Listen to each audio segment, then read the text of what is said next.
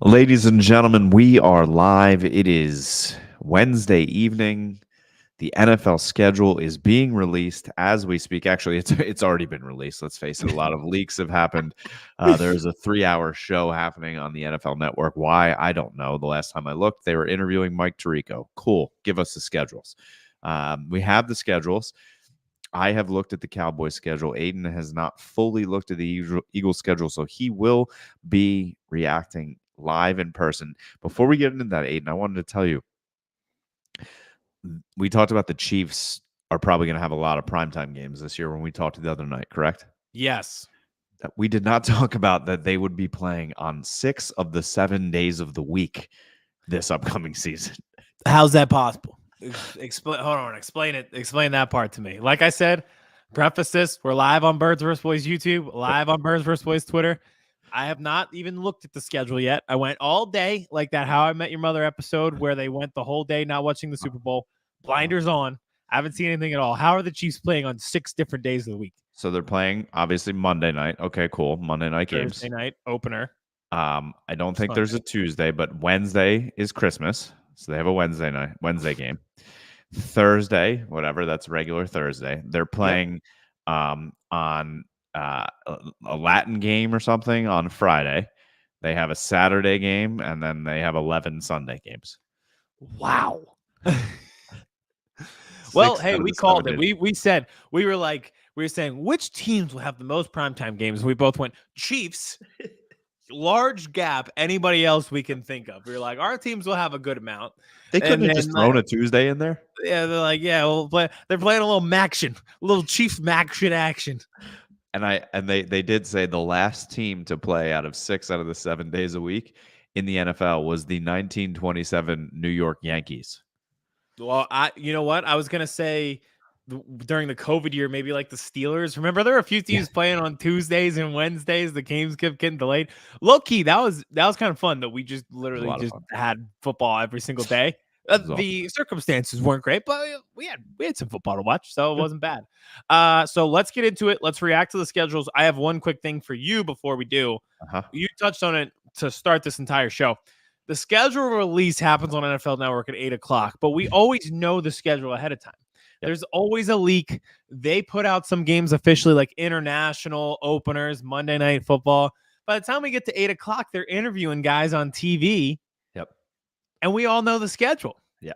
There's no suspense. I think I have a way to fix this, make it a huge spectacle for the NFL, and recreate the suspense that they have lost on the schedule release. Would you like to hear my idea?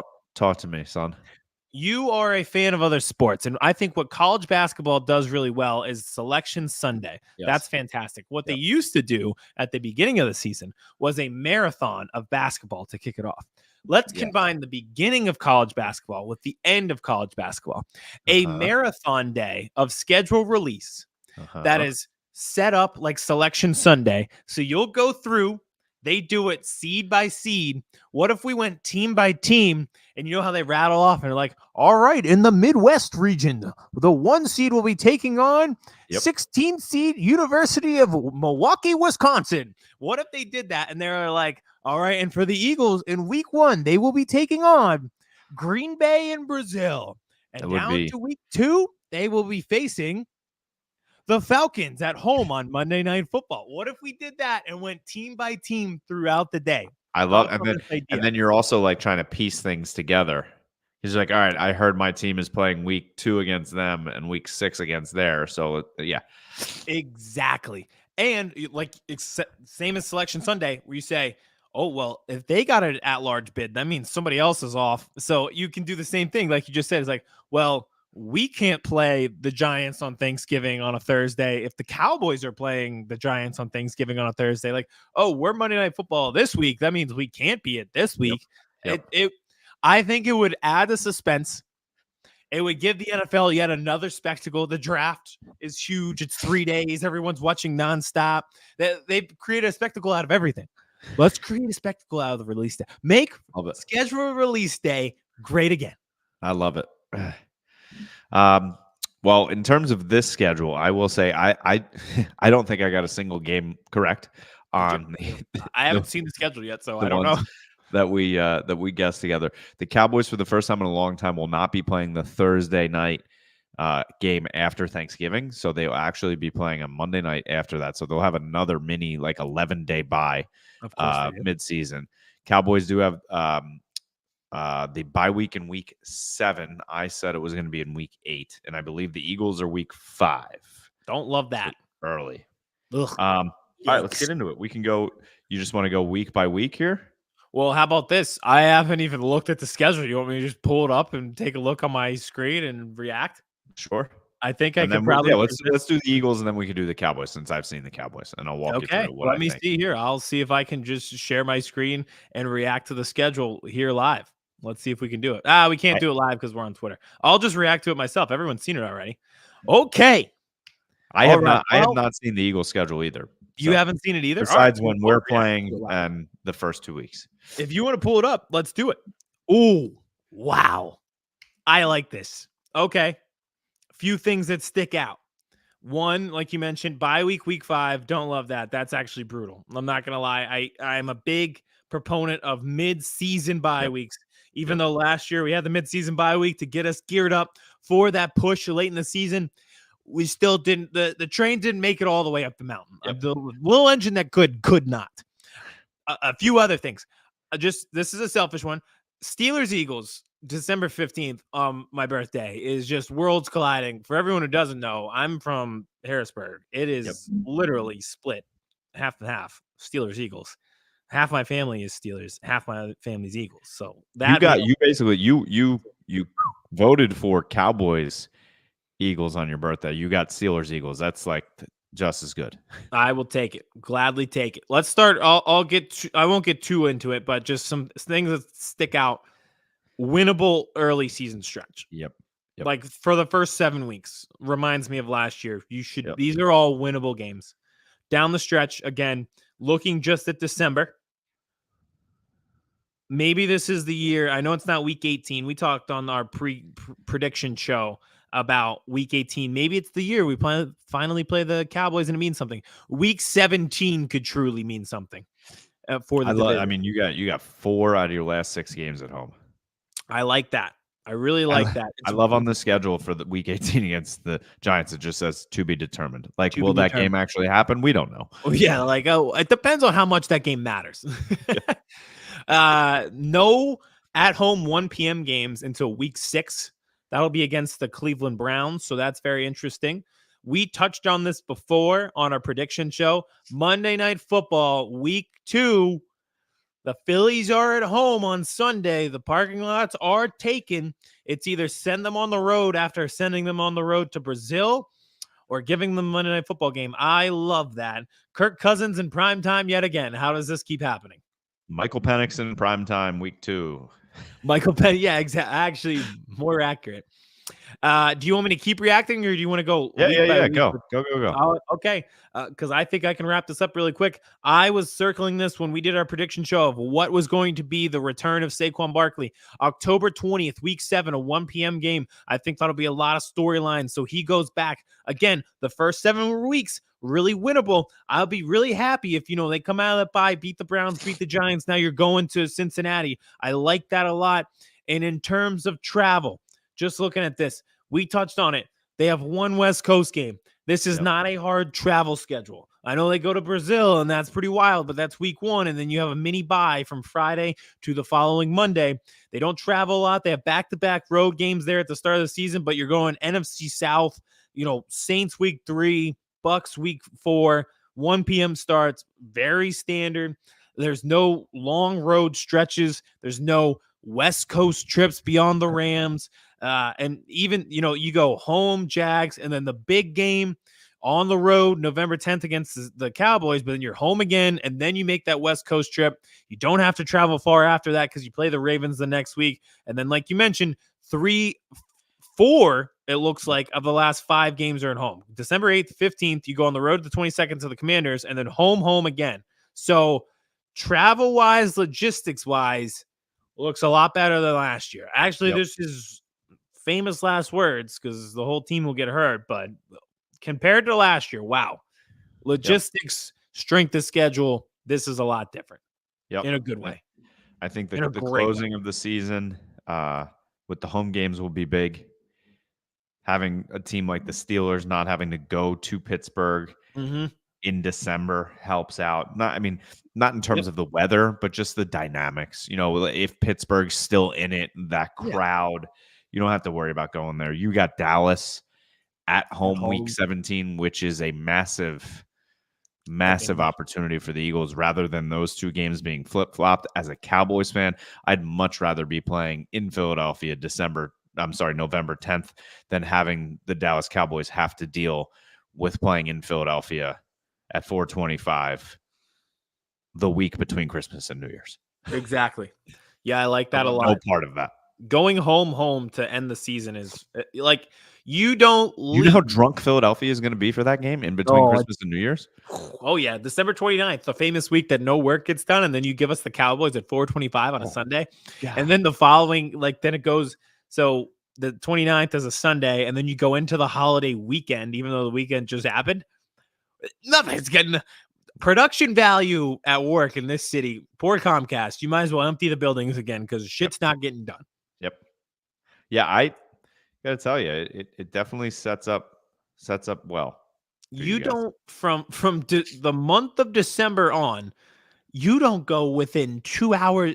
You go to the DMV twice, and then you don't leave your home stadium. They're not getting on a plane. No. After week 12. December. That flight home from LA will be the last time they get on a plane. They're not flying to Baltimore. They're not flying to Washington. I wouldn't think. And if they do, that's 20 minutes in the air. They might have to now. There's not a bridge going to Baltimore. There's not a bridge. You know what's hilarious? I was leaving the airport the other day, and they have a big sign that says, alert, Francis Scott Key Bridge in Baltimore closed. Our airport in Philly. I'm like, oh, why? What happened? But also, do we need that sign here? One, I think we know. Two, here in Philadelphia, do we need that? Is it a little bit closer? Coast, I guess, on I-95. But yeah, okay. Logistics-wise, like you said, they come home from their one West Coast trip, and then they leave the state twice, and it's to go to the DMV. Yep. That's it's 2 hours by car. Literally. 20 minutes. I'll take that any day that season. Ravens are talented, but man, travel-wise, this is not exactly exhausting. Complete opposite from going to Seattle in December, playing in the rain and your quarterback being sick. Yeah, I think it's doable. It's doable. It's doable. We just got to do it. Control the controllables. And aside from the bye week 5, there's a lot to like on the schedule. All right, let's talk Dallas. Let's do it. So we already know week 1. Now, listen, I will say, the schedule that I put out in our preview show, I think the NFL missed a little bit in terms of week 1. I think there could have been a much sexier matchup for the Cowboys rather than going to Cleveland. There's been a lot of headlines all offseason about the Lions. You stick that game week 1, it is a headline. But no. So they're playing the Browns 3:25. That will be Tom Brady's first game in the booth. That is the Amari Cooper return against the Cowboys. Just watch him go for 150 and 2 touchdowns and see Cowboys souls crushed. Some other takeaways I got from this schedule too, Aidan, is one, the Cowboys and Eagles do not play in primetime this season, which is wild. No Monday night game, no Sunday night game. 2 4:25 starts. Interesting. I'm okay with it because, maybe I'll get a little bit of sleep. But it's interesting. And the Cowboys also play the Giants twice on Thursdays this year. They play on Thursday night football, and then they play on Thanksgiving. Playing the Giants on Thanksgiving is like, someone just giving you just blah. You just have to eat turkey on Thanksgiving, no sides. You just get turkey. It's getting socks for Christmas. Yep. It's like, all right, well, I technically I do need this. Yep. Like technically this is a division opponent. I do need to play them. It's not going to excite me. But again, I think the NFL missed a little bit. You put the Eagles there instead of the Giants, and we're cooking. But so week 1 at the Browns. Week 2, the Cowboys come home for their home opener, which is wild that it's a 1:00 game. A 1:00 start is not what the Cowboys get a lot, but that is their home opener against the Saints week 2. And then week 3, they're at home 4:25 against the Ravens. So Ooh. not the easiest 1, 2, 3. I mean, week 1, you're putting your new left tackle, Tyler Guyton, out there against Myles Garrett. Have fun. First start in the NFL. Godspeed, brother. Then week 4, like I said, it's a Thursday night game away at the Giants. And then here it comes. Sunday night against the Steelers. Now, one thing that I am happy about here, Aiden, and we talked about this on our last show, the cold weather games are all about when you play them. Now, we already talked about the Eagles game. That's December. Not fun. But not fun. Cleveland's on your schedule. Pittsburgh's on your schedule. You are done with those 2 games by the beginning of October. The scheduling gods gave you a gift in terms of weather playing the NFC North or the AFC North. So after that Sunday night game, back at home against the Lions, 425, that just being a 425 week 6 for after everything that happened in that game last year, and the Lions still having billboards up in Detroit saying that he registered. Come on, that should be a night game, but it is what it is. I guess they wanted Tom Brady making that call too. Now, I was off by the bye week for 1 week. I said they would have their bye week 8.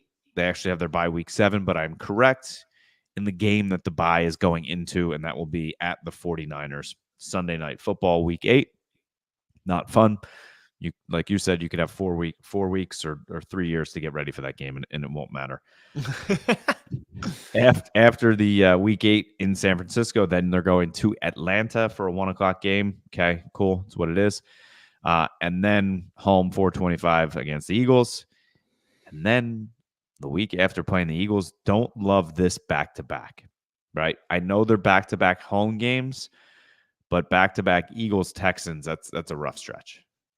It is, but I'm looking at what comes after that, and I think you can handle 2 little weeks after for what's coming up. So go ahead and tell the people what happens beyond the Texans, week 12 to 18. So then we are away, first time playing Washington, 1:00 game, and then home on Thanksgiving against the New York Giants.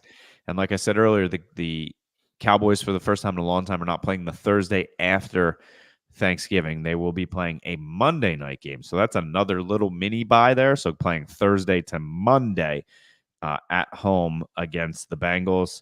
Then on week 15, they are at the Carolina Panthers, and then home against the Bucs on Sunday Night Football. I don't know why the Bucs are getting Sunday Night Football against Dallas. And the next week, the Cowboys and Eagles are just playing at 425. But hey, it's what we do. And then 425 in Philly, and then ending the season at home against the Washington Commanders. I'm okay with it. Yeah, I would be. Week 12 on doesn't feel like it's that difficult. The Bengals are tough. The Eagles are tough. You get the Bengals at home. You get the Bengals at home. Off a mini bye. Yep. Carolina. That's a late season game. It's not going to be too cold in Carolina. Bucs at home. I mean, your toughest. I don't love this. After week 11, your toughest game, obviously, is week 17 at Philly. And like everything is like the hardest part is Lions 49ers, but you have the bye sandwich in the middle, and then you have the big game against Eagles, but you play the Falcons first. And yeah, you have the back-to-back like Eagles Texans, but they're both at home, and then you go into at Commanders Giants home on Thanksgiving. And then like, okay, the Bengals are tough, but you play at Carolina afterwards. So like everything, it's like looking at a college schedule where they're like, okay, rivalry week is week 12. So week 11, we're going to play a D1A team. You know, that's just how I see it. And that, I mean, think about I'm looking at the schedule that I created. I had them week 8 by week 9 at the Niners, week 10 at Pittsburgh, week 11 versus Baltimore. Like that would have been death. And then at Atlanta and then Philly. Like that just, yeah. Dallas Barnett says, I see both teams' best records at 13-4 and then worst at 10-7. I would. Yeah. That's a good ceiling and floor for me. Sign me up for that. Yeah, but I've been leaning more towards the 10-7 this offseason. Well, there's 10-7, and then there's 10-7 where you start 10-1 and then end up 10-7. So I guess it depends on how we get to the 10 compared to how last year ended. But we'll figure it out. I think we'd be very happy with that ceiling of 13-4 and the floor of 10-7, and I think it puts us both in a pretty good spot. If we're in double-digit wins, you're in a good spot no matter what. Yeah, I mean, I'm pretty feeling good about the schedule. Not gonna lie. I hate it. I hate your schedule. I hate it. You hate our schedule? Yeah, it just bothers me. Like everything comes easy. I wouldn't say it comes easy. Eagles, Texans back to back is not fun. So what? Like I know. I'm just at home, and then they're both at home, and it's on Monday Night Football. It's like, oh, you couldn't beat the Niners for forever. Well, here's 2 weeks to prepare for them. Coming off the Lions, though. No, coming off a bye. There's a bye. Yeah, I mean, hey. Yeah, I mean, you don't have to leave your state for 4 months. I know. I love it. I will say I'm glad that the Cowboys finally have to play a road game on Thursday Night Football. They'll be at the Giants. Of course, it's the Giants, so take that with a grain of salt. But I'm okay with that. Yeah, they never have to. Their Thursday night game has always been the week after Thanksgiving at home. Always. They never play road Thursday games. It bothers me. Brandon Lee Gowton, who has been on the show multiple times, brings us up every year the statistics of how often the Cowboys play on the road on Thursday short weeks versus everybody else. And it boils my blood. And that's coming off. That's right after the Ravens. True. The Ravens, I think, are the most interesting game on the schedule. One, we don't get to play them often. Two, what are they?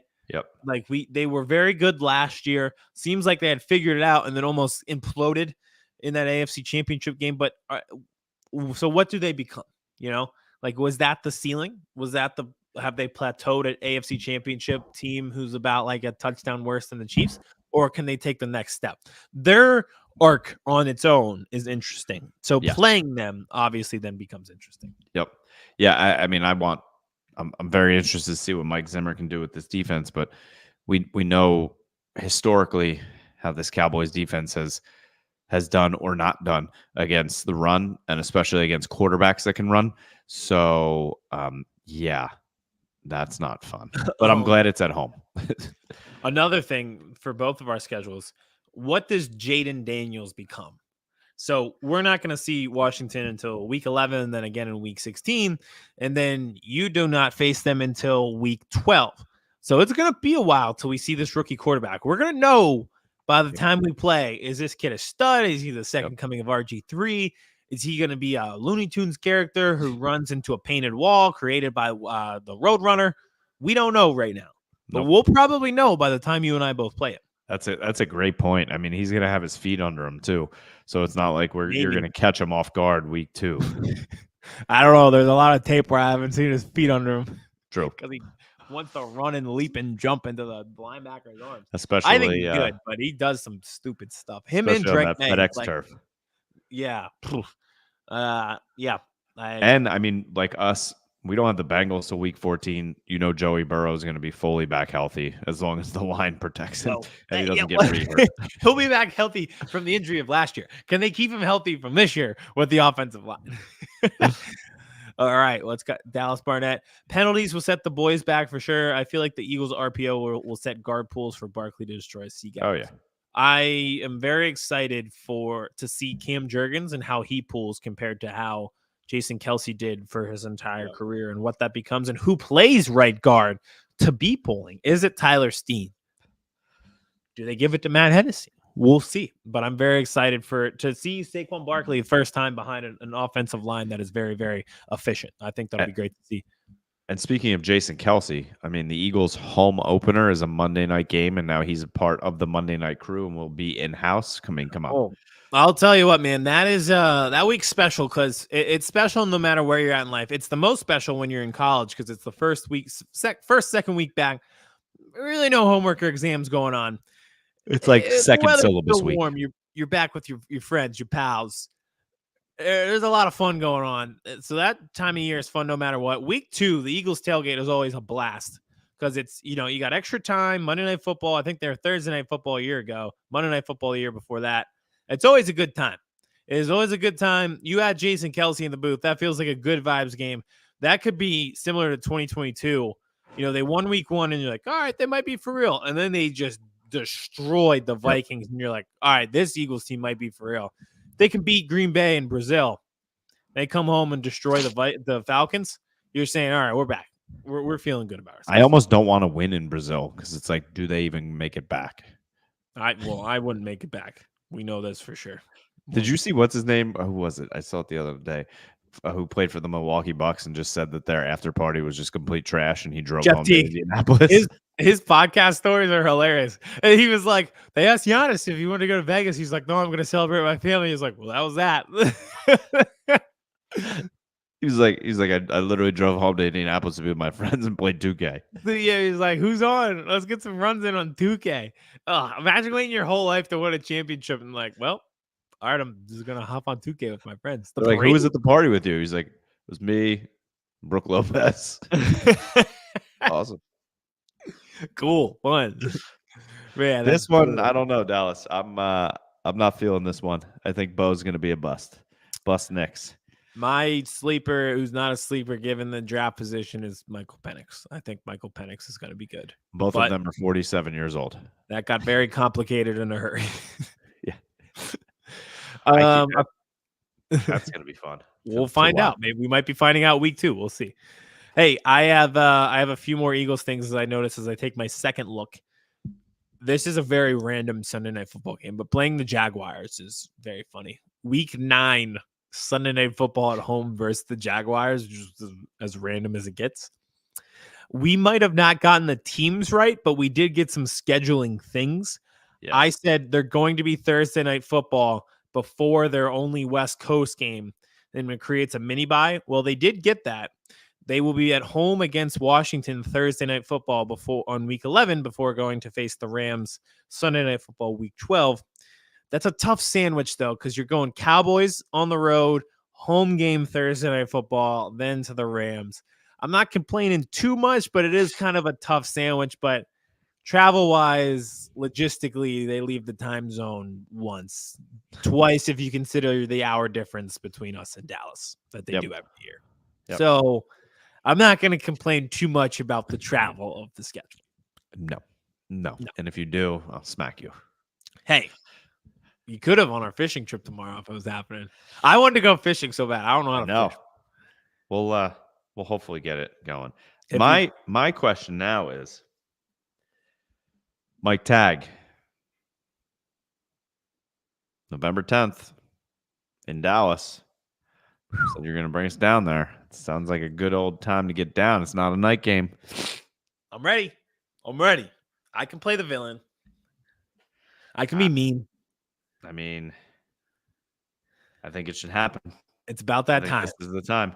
It's about that time. You don't have anything upcoming in the next few months that may create an obstacle? Hold on. Let's do math. I'm not great at math, but let's figure this out here. So if kid is born in, let's just say June and July to August, September, October, November. Yeah, it's gonna be like 5 months old. Yeah, it'll be applying for jobs or something. Even close, maybe close to 6 months old. So. I mean, half a year. There you go. And Emma will almost be 3, so she'll be basically doing better at parenting a baby than I will be doing anyway. So let's hope. Yeah. I mean, one can only hope. Kid already rocks her babies and feeds them and does all this stuff, and I'm like, all right, you're better at this than me. All right, cool. You take care of the next one. I'm not. She drew a shape tonight in the bathtub. She has these crayons that work in the bathtub. She drew a shape. I go, what shape? Yeah, it's awesome. They're awesome. And then you just unlocked a memory in my brain. I had those same like crayons you could draw in the bathtub. Yeah. I totally forgot about those. Those were so fun. Those and the dinosaurs, you'd throw them in there and it'd be like a ball and then it would turn into a dinosaur along the way. Yep. I know. It brings back memories. Oh, so the kid's 2 years old. She drew the shape. I go, Emma, what shape did you just draw? She goes, hexagon. I go, what? She knows what a hexagon is? Dude. She's 2. I'm 29. I don't know what a hexagon is. I think it's 6, but I'm not entirely sure. Did you just draw with your best crayon? What in the world? Doesn't get it from me. So I was gonna say. but Well, I will tag Mike Tag on Twitter and make it happen. make it happen. All right. Any pick out one game for me on the schedule that is not Birds versus Boys that you were looking forward to. The Texans game. That's a great one. I don't know if I'm looking forward to it, but it has a boatload of intrigue. That I would say that and Steelers Sunday Night Football. I feel like they haven't played the Steelers in a while. Sunday Night Football in Pittsburgh, like that's going to be fun too. I like that. How about you? That's a good one. Mine will, well, for selfish reasons, I preface it from the start, would be Steelers on my birthday. The crosstown rivals, if you will, cross-state rivals, not really, but I think that's a really good one. So that would be my number one. That was selfish reasons. Aside from that, Week 12 at LA on Sunday Night Football. I don't know what it is. The Eagles have had success against the Rams. They turned their season around on a Sunday Night Football game against the Rams in 2018. In 2017, they won that game, but obviously we know what happened there. It just feels like it's like special under the lights when they play the Rams, and something about being in LA. I just love the feeling of it. I love the bright lights, and I love that game's going to be in primetime. I think that'll be a really fun one. So week 12 against the Rams really sticks out for me. And like you said, the other night, like we don't really know what the Rams are going to. The Rams could be very good. No, they could. I really don't know, and it's last year they turned out better than everybody expected. You thought they were going into a rebuild, and then they didn't, and then Aaron Donald retires. That actually prefaces a really good question. The Rams would have been the answer last year. Dallas Barnett asks, what team do you each feel will go from expected bad to turn out great? I will let you go first because I think if you follow the show, you know what my answer is. Bad. Yeah, so some team you think this year, Rams would be the perfect example last year. They thought it was a rebuild. They ended up, being a pretty good team there and almost beating the Lions in the playoffs. Let me just look through here. Who's supposed to be bad? I'll give mine while you look for yours. This might be the easy answer, but the Bears. If Caleb Williams is a freshman phenom, if you will, and I'm a big avid supporter of Caleb Williams in college. If he is as advertised, they have built the team around him to be able to win games. They were not a bad team last year. Like this was a team that ended up like 7-10. I know they picked first overall to get Caleb, but they weren't exactly bad. And it feels like they improved the team. Rome Odunze, Keenan Allen, DeAndre Swift, like they've put weapons around him, and the defense was already pretty good. So if Caleb Williams is as advertised, this is a team that you're almost like the Texans last year, where you're like, all right, CJ Stroud, he is as advertised. And all of a sudden you're looking at this team and being like, wow, you're set up for the next 7-8 years. The Bears could be that this year. Yep. So the Bears would probably be my number one. Hey, for Dallas here, maybe you're thinking Denver a little bit. If you're a Bo Nix guy, they could have a chance here. You could talk Chargers maybe a little bit, but I'm going to go out west. And this could be a little crazy, but I'm going to go Arizona. And I'm not going to say great by any means, but could be a lot better than what is expected, right? Marvin Harrison Jr. now, they're catching balls. Can Kyler Murray catch heat? I mean, he's not playing in Dallas this year against the Cowboys, so that was a surefire win for him that he's not going to have this year. But I think Arizona could be – they're that team. It's like you just never know, right? They have talent. They could do things. They could – I love McBride, their tight end that they drafted last year. He's a monster. Monster. So I think they have pieces where that they can do damage. It's a tough division, obviously, but I think they have a chance to be better than our expectations on them. I agree. I think that's a great answer. I just can't fully say that answer because I am wearing a Eagles Super Bowl participant hat and not an Eagles Super Bowl champion hat because the head coach of the Arizona Cardinals couldn't get a single stop in the second half of that Super Bowl. So good answer, but one that I cannot fully support because of previous wrongdoings by their coach. You know what's really funny? Why I have my hat backwards the whole time and I haven't changed it because I realized I didn't. When I just grabbed a hat earlier after work. Huh? What is it? I don't think I could really be wearing this. Yeah. Oh yeah. Hey, get on the bandwagon, baby. Is this we could potentially have? Listen, October. We're gonna be doing double dips. Both of our teams are very good this year. Hopefully, we're talking good football, good baseball. All September, all October. Let me take a look at the schedule in October. See what we got going on here. Okay, yeah, October bye week, October 6th. October 20th on the road, October 27th on the road.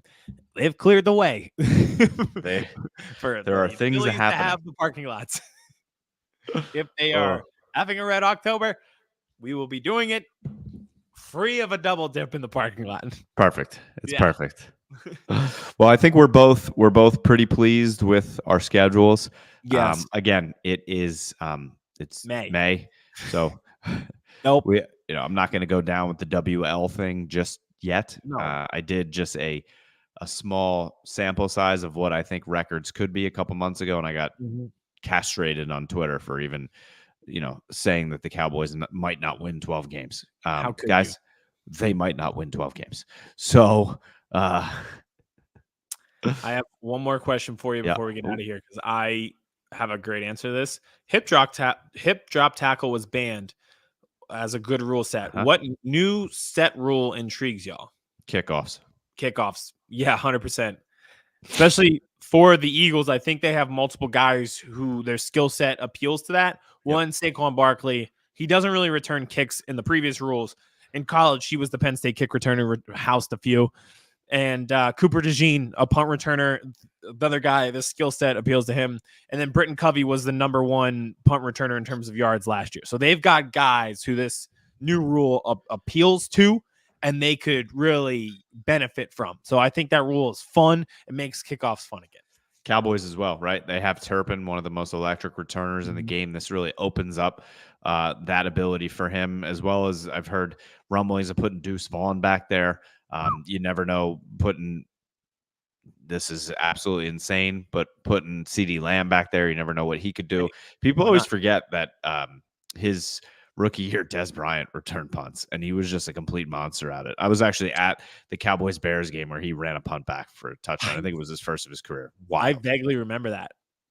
It is so much fun being at games when there's special teams touchdowns. Like I was at that game for the punt return, and I was at the Cowboys-Eagles game in Philly where, oh my God, what's his name? Brought back it was like a 78-yard punt return. Oh my God, what was his name? I forget. But that was the game Michael Vick got knocked out and Nick Foles had to come in.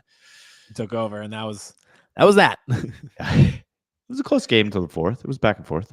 He was back and forth for a while. It's such an electric moment in a stadium. It's like punt return, kick return, block, field goal return, goal line stand. Those are the three gets the people going. No doubt about it. It is stadium shaking when those things happen.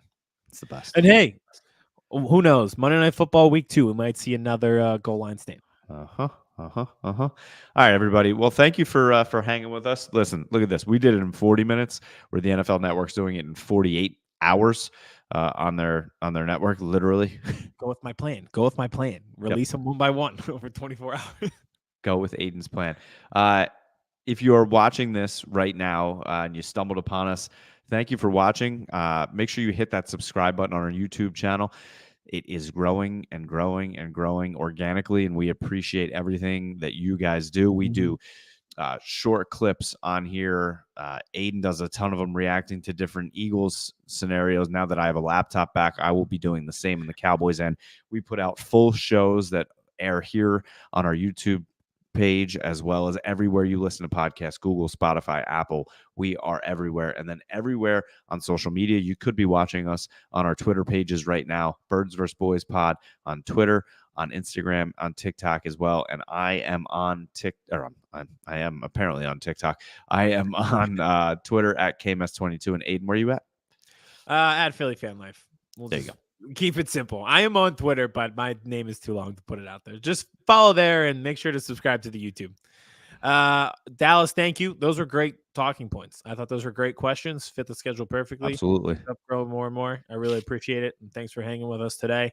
Hey, we'll be talking about this schedule from now to September, and then week 1 will come and we'll commit 7 penalties and be freaking out and going 0-17. So it'll be a fun ride until then.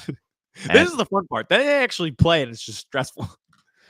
And talking about that Sunday night football game against the Jags is fun right now. If Trevor Lawrence throws for 3 touchdowns, I'll lose my mind. Not fun. Not fun.